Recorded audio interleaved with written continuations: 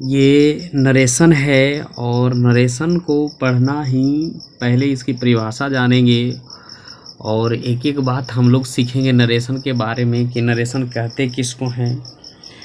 क्योंकि ट्रांसलेशन से आपका क्या बढ़ता है, आप लोग ट्रांसलेशन देखे होंगे तो आपसे वर्ड पावर बढ़ेगा, उसमें आपकी अंग्रेजी में शुद्धता आएगी। तो ट्रांसलेशन से ये होता है कि हमारे वर्ड पावर पर बहुत ज़्यादा कमांड हो जाता है। ठीक है, तो आज जो हम ग्रामेटिकल का एक पार्ट करेंगे जिसका नाम है नरेशन। तो नरेशन करने से पहले आप लोग जितना भी वीडियो है, तो टेंस का वीडियो अभी हम बहुत कम बनाए हैं लेकिन बना देंगे ताकि आप लोग वहाँ से देखकर फिर नरेशन पर देखिएगा तो आपको प्रॉब्लम नहीं होगा। तो आप लोग हम लोग स्टार्ट करते हैं, चलिए लेट्स स्टार्ट करते हैं।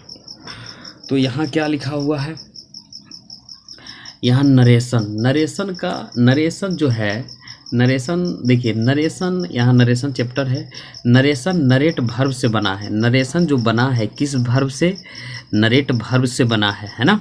ये नरेट वर्ब से बना है जिसका अर्थ होता है कहना, यानी जिसका अर्थ क्या होता है, नरेशन जो है ना नरेट वर्ब से बना है और जिसका अर्थ होता है कहना। ठीक है, तो इस प्रकार नरेशन का शाब्दिक अर्थ होता है कथन। तो नरेट वर्ब से बना है जिसका अर्थ होता है कहना, यानी इस प्रकार नरेशन का जो शाब्दिक अर्थ होता है कथन, यानी नरेशन को हम क्या कह सकते हैं, कथन भी कह सकते हैं। ठीक है, तो इसका शाब्दिक तो जो अर्थ होता है वो कथन कहलाता है। ठीक है, यहाँ तक समझ में आ गया होगा कि नरेशन किस वर्ड से निकला है, नरेट वर्ब से बना है जिसका अर्थ होता है कहना, यानी इसके शाब्दिक नरेशन का शाब्दिक अर्थ होता है कथन। ठीक है, यहाँ तो देखिए, तो अब नरेशन की परिभाषा हम लोग जानेंगे। देनिए, वक्ता उसको कहते हैं जब कोई बोलता है, बोलने वाले को हम लोग वक्ता कहते हैं, यानी चाहे कोई भी बोल रहा है उसे हम वक्ता कहते हैं। तो क्या कह रहा है, वक्ता यानी स्पीकर उसको बोलते हैं, स्पीकर है ना, हिंदी में वक्ता, इंग्लिश में स्पीकर। स्पीकर के द्वारा कही गई बात को ये वाला छोड़ दीजिएगा, कही गई बात को जब श्रोता यानी लिसनर किसी दूसरे से कहता है तो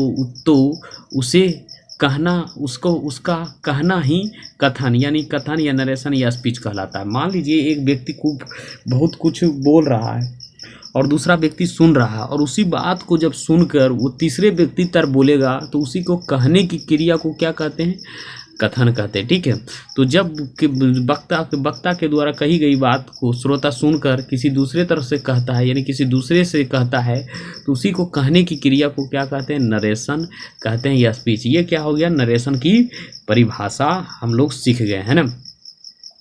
अब नरेशन कितने प्रकार के होते हैं, तो नरेशन हमारा 2 प्रकार के होते हैं। नरेशन कितने प्रकार के होते हैं, तो 2 प्रकार के होते हैं, 1 नंबर और दूसरा नंबर। तो 1 नंबर दूसरा नरेशन भी बोल सकते हैं, इसको स्पीच भी बोल सकते हैं। नरेशन या स्पीच, तो इसको हम बोल सकते हैं, ओब्लिक दे रहे हैं, यहाँ नरेशन दे रहा है, यहाँ स्पीच। इसको प्रत्यक्ष बोलते हैं, प्रत्यक्ष कथन। इसको इनडायरेक्ट नरेशन या इनडायरेक्ट स्पीच भी बोलते हैं, डायरेक्ट नरेशन, डायरेक्ट स्पीच या इनडायरेक्ट स्पीच। तो डायरेक्ट नरेशन का स्पीच होता है प्रत्यक्ष कथन, इनडायरेक्ट मतलब होता है अप्रत्यक्ष कथन, यानी सामने करता जो कहता है डायरेक्ट नरेशन प्रत्यक्ष कथन, इनडायरेक्ट और प्रत्यक्ष कथन। अब डायरेक्ट नरेशन और इनडायरेक्ट की परिभाषा देखेंगे। ठीक है, तो डायरेक्ट नरेशन जब किसी वक्ता के द्वारा कही गई बात को हूबहू, यानी जब कोई श्रोता उसको सुनकर दूसरे तरफ कहता है एकदम हूबहू, बिना किसी परिवर्तन के, यानी बिना किसी परिवर्तन के उसी के शब्दों में कही जाती है, तो उसे डायरेक्ट नरेशन या स्पीच कहते हैं। मान लीजिए कोई व्यक्ति मेरा बात सुन रहा है और सुनने के बाद वो किसी तीसरा व्यक्ति तर गया और हूबहू एकदम जैसे हम बोले वही तरह बोल दिए, तो वो कौन सा नरेशन हो गया, वो डायरेक्ट नरेशन हो गया है ना। उसे डायरेक्ट नरेशन कहते हैं जब किसी वक्ता के द्वारा कही हुई बात को सुनकर वो किसी तीसरे तरफ कहता है, तो उसे क्या कहेंगे, डायरेक्ट नरेशन कहते हैं। ठीक है, यहाँ तक समझ में आ गया होगा।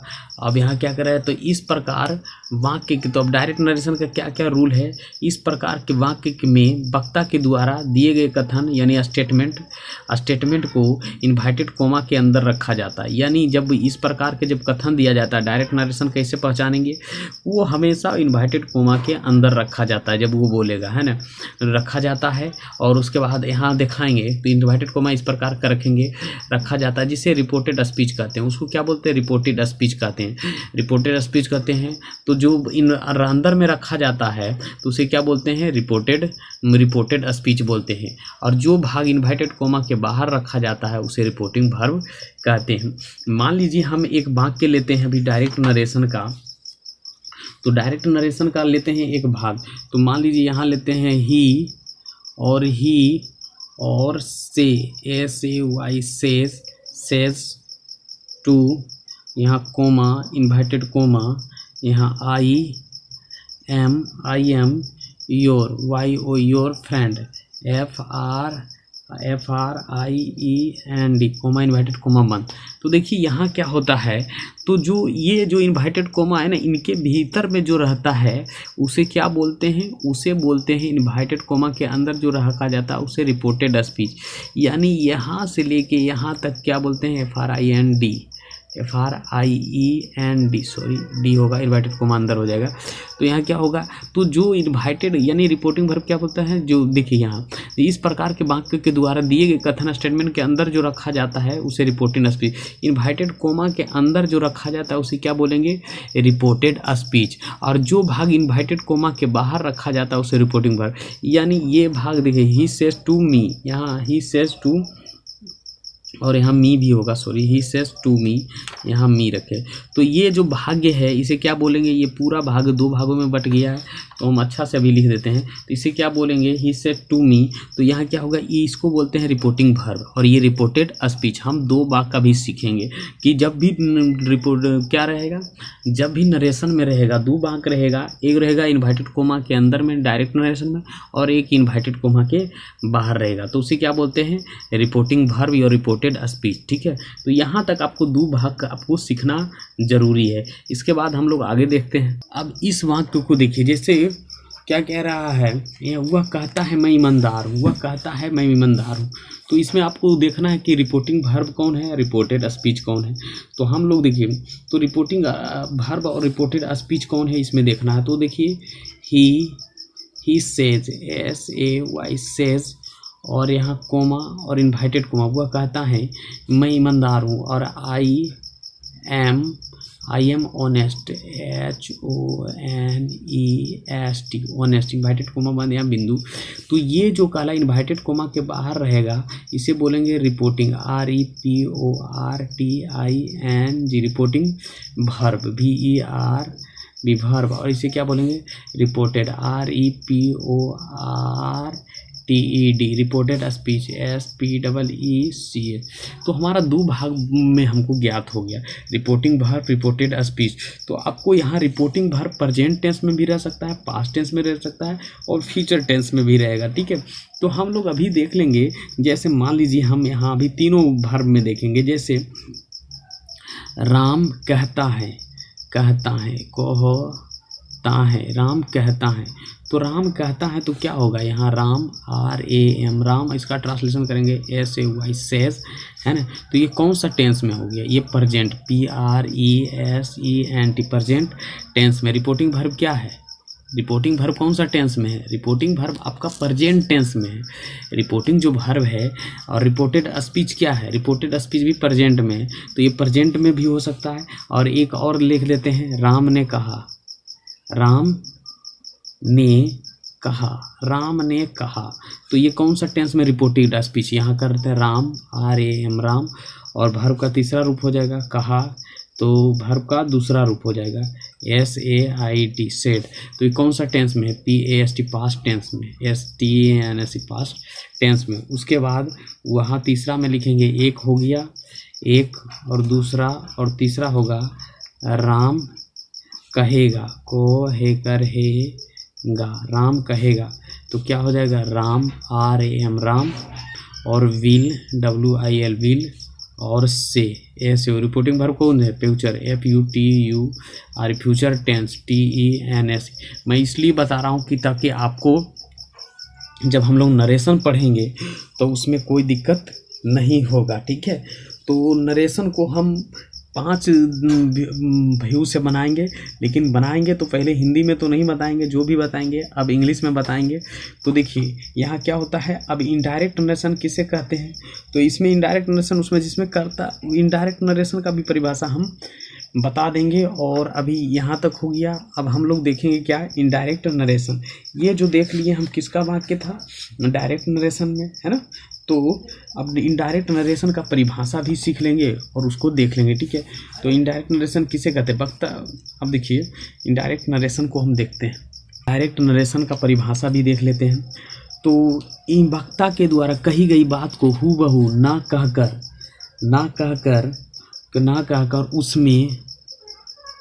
उसमें क्या करें, कुछ फेर बदल करके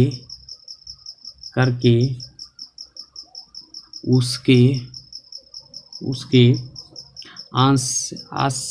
आशय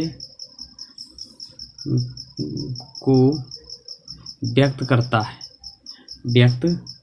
करता है, उसे अप्रत्यक्ष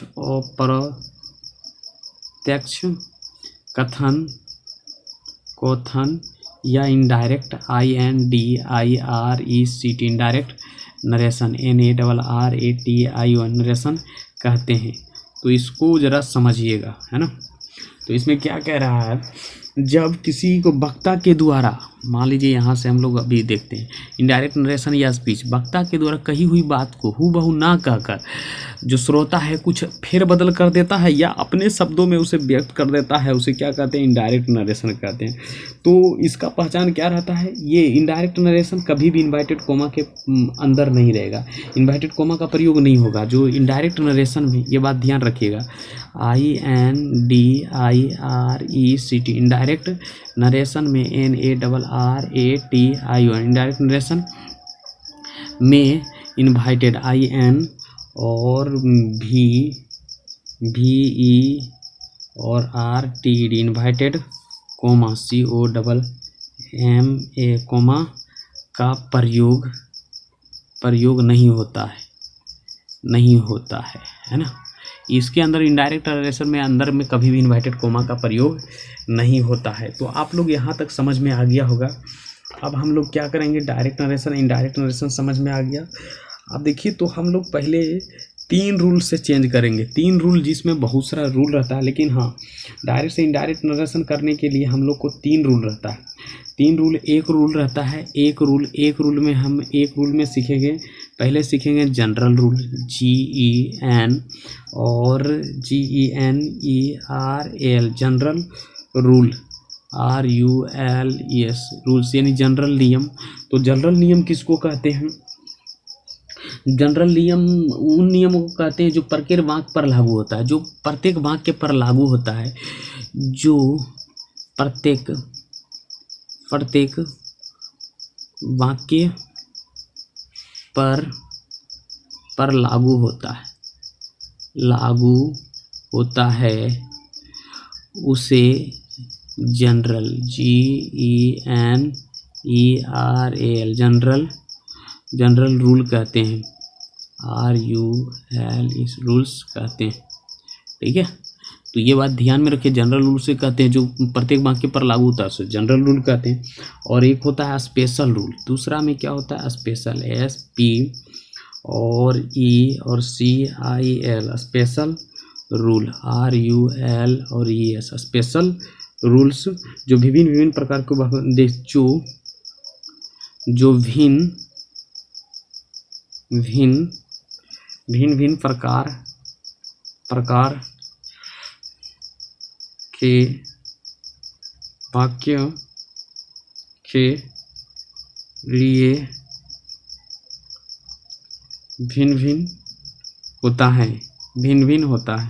भिन्न होते हैं उसे स्पेशल रूल कहते हैं, उसे special SPECAIL special rule RULES rules कहते हैं। तो इस तरीके से हमारा क्या हो जाएगा, स्पेशल रूल्स कहते हैं।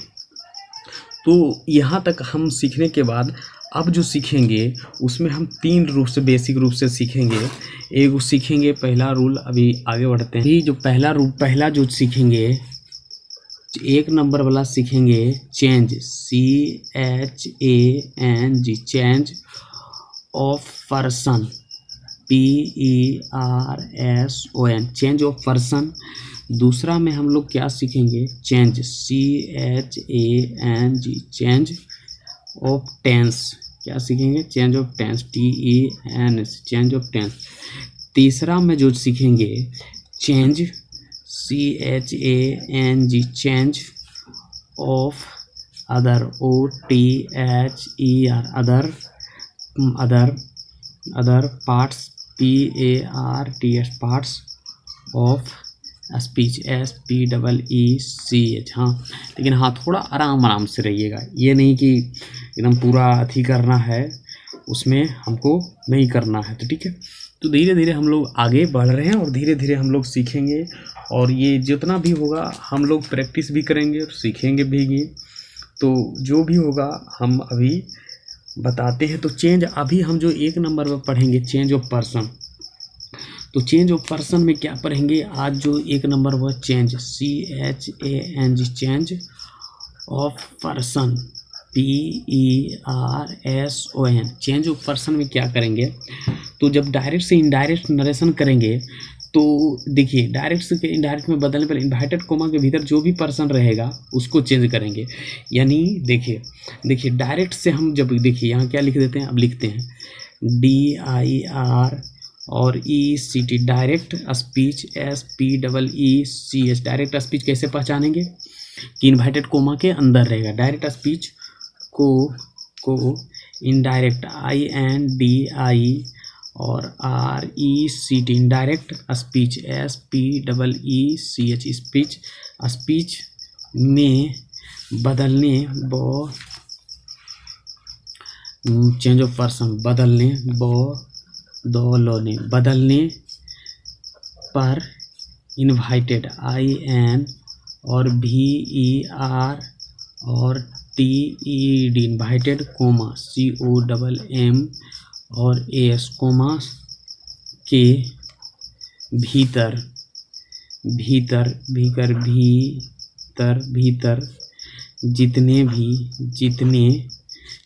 जितने पर्सन हो गए, पर्सन, PERSON, पर्सन, या रहेगा FIRST, फर्स्ट, कोमा या सेकेंड रहेगा, या क्या रहेगा, सेकेंड, SECOND, सेकेंड, या और थर्ड भी रह सकता है, THIRD, थर्ड रहते हैं। तो हम इस प्रकार बदलेंगे। तो हम इस प्रकार जब फर्स्ट पर्सन सेकेंड पर्सन रहेगा इन्वर्टेड कोमा के अंदर, यानी क्या अगर डायरेक्ट स्पीच को इनडायरेक्ट स्पीच में बदलने पर इन्वर्टेड कोमा के अंदर भीतर जितने भी person, first person second person third रहेगा, तो हम इसको इस तरीके से बदल सकते हैं। ये क्या बदल सकते हैं, तो आपको इस तरीके से हम बदल सकते हैं। यानी 1 नंबर है ना, 1 नंबर में क्या लिखेंगे, फर्स्ट FI और R और ST, first person, PERSON, first person, क्या है, रिपोर्टिंग वर्ब, REPOR और TING, reporting verb, VERB, verb के सब्जेक्ट के अनुसार, SUBJECT, सब्जेक्ट के अनुसार और नुसार। अभी आपको ये लग रहा होगा बोरिंग, लेकिन धीरे धीरे जब आप पढ़ लीजिएगा तो यही चीज़ अच्छा लगेगा, तब समझ में आएगा इंग्लिश, नहीं तो नहीं समझ में आएगा। फर्स्ट पर्सन रिपोर्टिंग वर्ब आपको पता है ना, जो इन्वर्टेड कोमा सब्जेक्ट के अनुसार, ठीक है। उसके बाद यहाँ 1 नंबर में इसको ध्यान में रखिएगा। दूसरा नंबर में हम लिख रहे हैं second person, SECOND, second person, PERSON, second person, reporting verb, REPORTING, reporting verb, VERB, verb के ऑब्जेक्ट, OBJECT, ऑब्जेक्ट के अनुसार और नुसार, ऑब्जेक्ट, रिपोर्टिंग वर्ब ऑब्जेक्ट के अनुसार। उसके बाद तीसरा में third, THIRD, third person, person PERS, third person no change CHANG, change, third person no change, है ना। तो इसी को हम क्या होगा, हम शॉर्ट फॉर्म में लिख सकते हैं 1 2 और क्या लिख सकते हैं 3। एक नंबर में क्या है तो इसको ऐसे लिख सकते हैं SON दे देते हैं, SON फर्स्ट पर्सन सब्जेक्ट के अनुसार, SON second person object third person और नो चेंज। तो इसी को हम इस तरीके से याद रख सकते हैं, फर्स्ट पर्सन सब्जेक्ट के अनुसार, second person object third person no change, है ना। तो यहाँ क्या करेंगे, है ना, तो इस तरीके से हमारा यहाँ करना है। तो ठीक है, इस तरीके से आधा है। तो अब जब भी रिपोर्टिंग वर्ब, जी देखिए अब यहाँ से हम लोग एक और बात लिखते हैं इसको, यहाँ इसी को, है ना, जब रिपोर्टिंग RE और POR और TING reporting verb VERB verb present PRESENT present या future FUTURE future tense TENS tense में रहता है तब indirect INDIRECT indirect speech SPEEC speech में कहीं भी टेंस में TENS टेंस में कोई परिवर्तन नहीं होता है, इस बात को ध्यान रखिएगा। जब रिपोर्टिंग वर्ब है ना, मान लीजिए अभी आपको रिपोर्टिंग वर्ब बता रहे हैं, तो जब रिपोर्टिंग वर्ब रहेगा प्रेजेंट टेंस में या फ्यूचर टेंस में, तो इनडायरेक्ट स्पीच करेंगे तो कहीं चेंज नहीं होगा, ठीक है ना। रिपोर्टिंग वर्ब को प्रेजेंट या फ्यूचर में रहेगा ताकि टेंस में परिवर्तन ना हो। मान लीजिए हम लोग रखेंगे जैसे Ram, RAM Ram, says SAY says to me, तो जब भी रहेगा इधर, तो इधर जब भी Ram says to me I am helping you HELPING helping you, है ना, इन्वर्टेड कोमा बंद।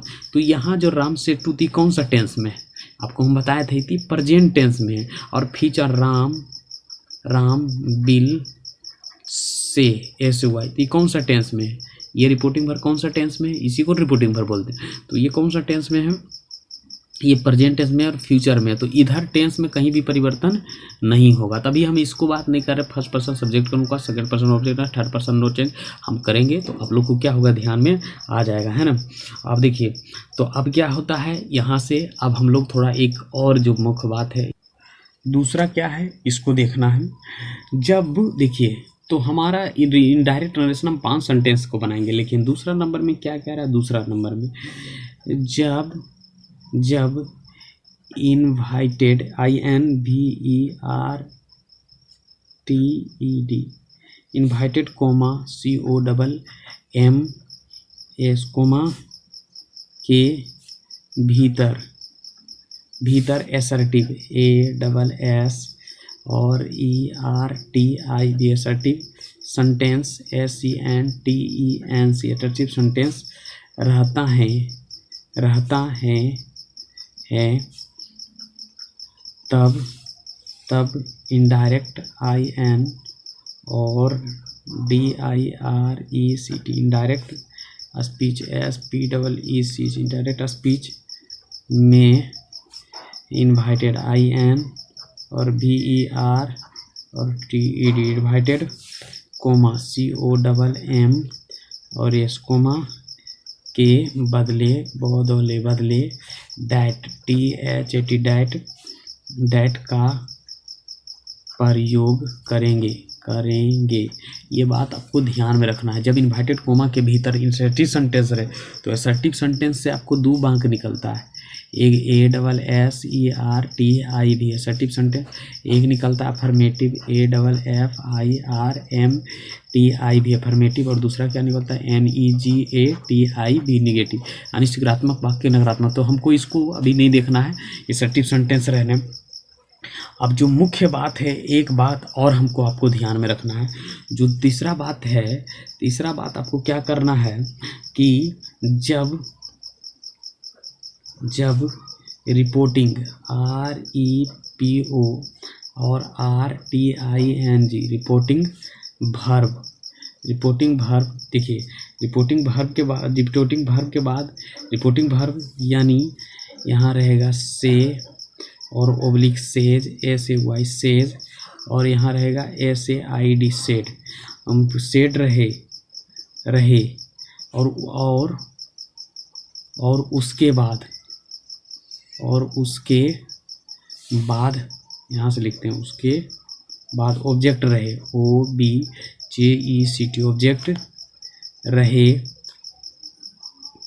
तो उसे इनडायरेक्ट नरेशन में INDIRCT इनडायरेक्ट नरेशन में NARRATIO इनडायरेक्ट नरेशन में से को किस में चेंज करेंगे, से को चेंज करेंगे टेल TELL, और सेज को किस में SAY, सेज को किस में करेंगे, इसमें चेंज करेंगे TELLS टेल्स, और क्या है सेड SAID सेड को किस में चेंज करेंगे, टोल्ड में TOLD टोल्ड, है ना। जब रिपोर्टिंग वर्ब के बाद सेज ऑब्जेक्ट रहे, ऑब्जेक्ट तब चेंज करेंगे, है ना। और रिपोर्टिंग वर्ब के बाद ऑब्जेक्ट नहीं रहे, यदि जो रिपोर्टिंग वर्ब के ऑब्जेक्ट ना रहे तो रिपोर्टिंग वर्ब परिवर्तन नहीं होगा। यानी आप मान लीजिए ऑब्जेक्ट नहीं रहे, OBJECT ऑब्जेक्ट ना रहे तो रिपोर्टिंग वर्ब में REPORTING रिपोर्टिंग वर्ब में VERB वर्ब में परिवर्तन नहीं होता, परिवर्तन नहीं होता है। तो ये आपको क्या करना है, बात को दिमाग में रखना है।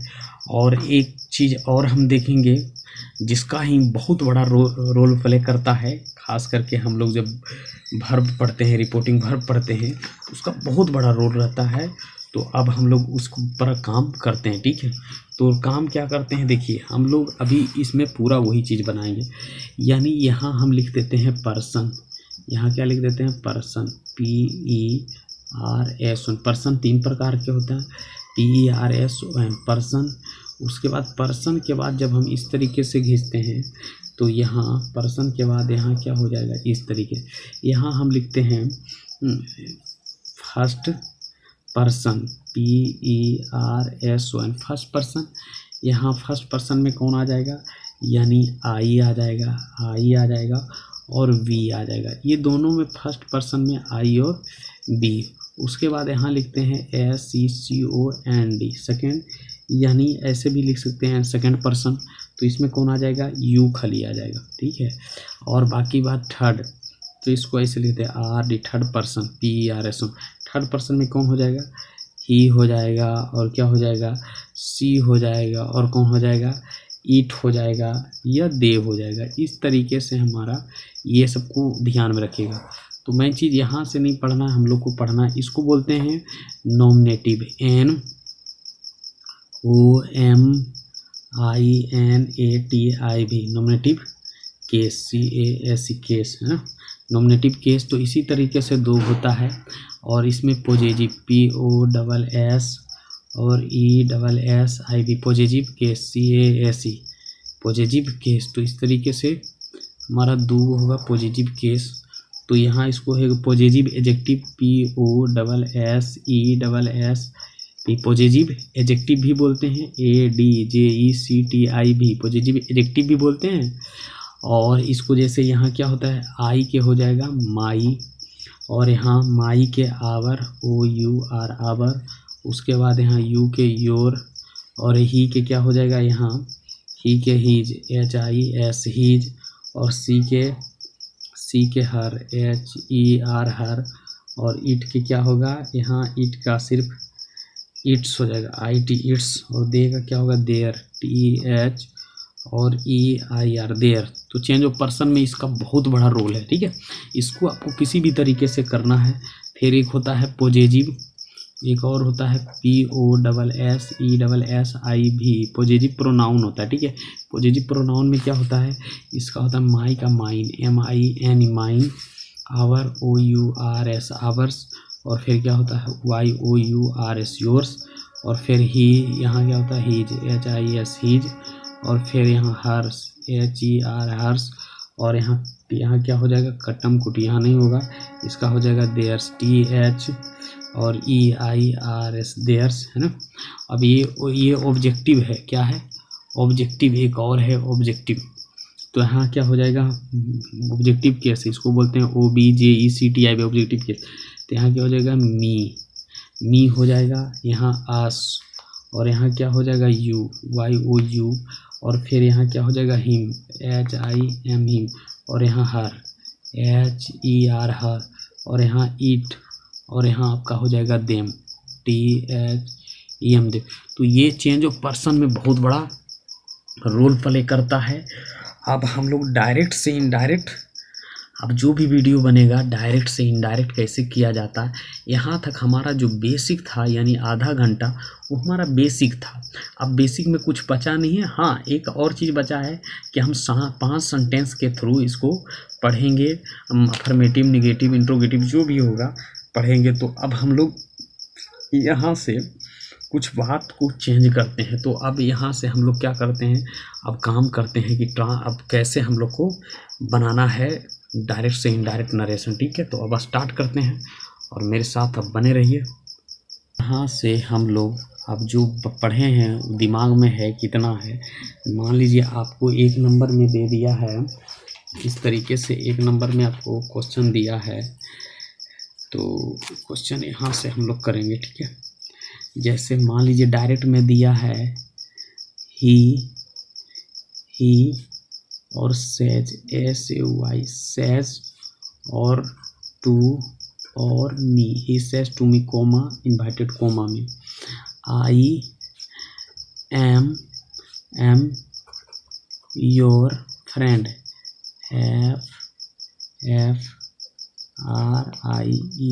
FRIEND इन्वर्टेड कोमा में, he says to me I am your friend. तो इसमें कौन है, ये रिपोर्टेड स्पीच है, रिपोर्टिंग वर्ब है। तो जब ऑब्जेक्ट रहेगा तब हम चेंज करेंगे, ठीक है। और ये टेंस में कभी भी जब ऑब्जेक्ट रहेगा तो हम बताए थे ऑब्जेक्ट रहेगा तो रिपोर्टिंग वर्ब में क्या हो जाएगा, जैसे सेज रहेगा SAY सेज, तो इसको क्या चेंज करेंगे टेल्स TELLS टेल्स में चेंज करेंगे। तो पहले हम यहाँ चेंज करेंगे, ये डायरेक्ट नरेशन है, अब इसको हम चेंज करते हैं इनडायरेक्ट में। तो सबसे पहले यहाँ, तो अब इसको चेंज करेंगे, पहले इसमें एक चेंज करेंगे, तो फिर पर्सन के बदला करेंगे। यहाँ अभी क्या कर रहे हैं, हम पढ़ रहे हैं चेंज ऑफ पर्सन, अभी जितना भी करेंगे change CHNG change of person PERSON change of person. अभी टेंस में परिवर्तन नहीं होगा, 3 चीज़, change of person, change of tense, change of the other parts of speech.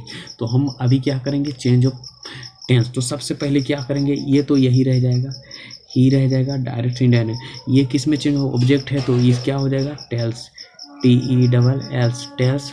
और यहाँ क्या हो जाएगा, जब ऑब्जेक्ट बनाएंगे तो ये टू को हटा देते हैं और यहाँ क्या हो जाएगा मी, है ना। असर्टिव सेंटेंस में क्या है, इसका इन्वाइटेड, ये जो है इन्वाइटेड कोमा के बदले क्या प्रयोग होगा THAT डैट। अब देखेंगे तो वहाँ जब हम बताए थे फर्स्ट पर्सन किसके अनुसार, सब्जेक्ट के अनुसार, तो ये सब्जेक्ट यहाँ कौन है, जो रिपोर्टिंग वर्ब में सब्जेक्ट है, इसी के अनुसार क्या लेंगे, यहाँ आई है तो फर्स्ट पर्सन सब्जेक्ट के अनुसार ही है, तो यहाँ क्या हो जाएगा ही, यहाँ क्या हो जाएगा आपका ही हो जाएगा ही, और इसके क्या हो जाएगा फर्स्ट पर्सन सब्जेक्ट सब्जेक्ट ले लिए, और उसके बाद यहाँ ही के साथ ही सेकंड पर्सन ऑब्जेक्ट है, यहाँ मी है तो यहाँ क्या हो जाएगा माई, इसके अनुसार माई फ्रेंड FRIEND। तो इस तरीके से डायरेक्ट से इनडायरेक्ट बन गया, ठीक है। तो हमारा इस तरीके से बनेगा। और हम लोग देखते हैं जैसे दूसरा नंबर में, 1 नंबर में समझ में आ गया होगा, नहीं होगा तो हम लोग प्रैक्टिस करते करते आप लोग को समझ में आ जाएगा डायरेक्ट से इनडायरेक्ट नंबर। दूसरा नंबर में क्या कह रहा है, मान लीजिए दूसरा नंबर में कह रहा है ही, थोड़ा सा चेंज किया, ही सेज SAY सेज, और टू और me, he says to me comma, कह रहा है यहाँ यू आर, और क्या कह रहे, you are my you are my friend, FRI और END इन्वर्टेड कोमा 1।